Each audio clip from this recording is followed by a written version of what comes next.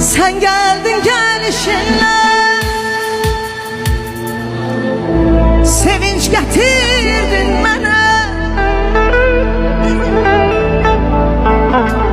Sevincimi, gülüşümü,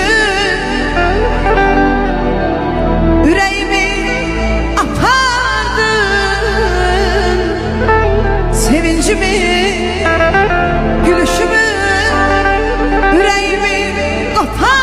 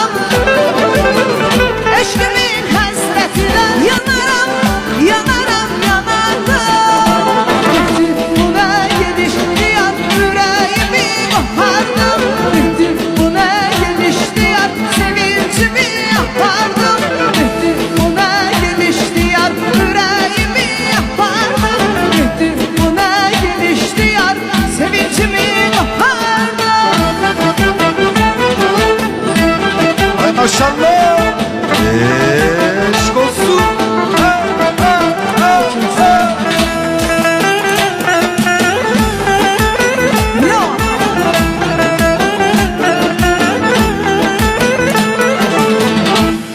Ben istəyirəm əziz xanımlarımızı, bax elə bu masada oturan bütün xanımlarımızı İlqar gözəl bir rəqsə dəvət edək.